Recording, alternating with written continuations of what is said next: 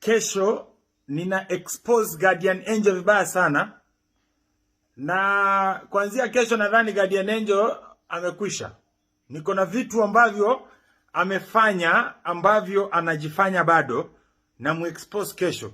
Kesho I am exposing Guardian Angel. Na kuexpose kesho mimi na sina mchezo.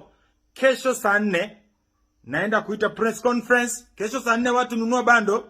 Kesho saa 4 watu weka simu yako vizuri, tafuta time, itisha off kutoka kazini. I am exposing Guardian Angel kesho saa 4 asubuhi. Na sina mchezo. Guardian Angel hataki hypocrites. Baada ya Ringtone kutoa vitisho za kumexpose Guardian Angel, watu wamekuwa wakisubiria kwa sana. Alikuwa amesema leo by saa 4 atamuexpose Guardian Angel. Akona vitu ambavyo alikuwa aweze kuzisema kuhusiana na Guardian Angel. Kumbe mwisho wa siku ni nyimbo tu alikuwa anatoa ikiwa na Guardian Angel. Yo guys, I'm sorry. Nilichukua muda mrefu kuoga na kutafuta nguo za kuvaa kitambo. Sasa ndio nifanye hii press conference. Sasa expose iko ready. Kimbia YouTube, search for Ringtone Apoko channel yangu, subscribe.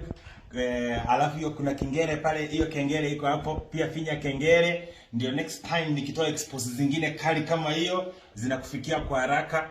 God bless you. Expose official iko YouTube sasa. Kimbia.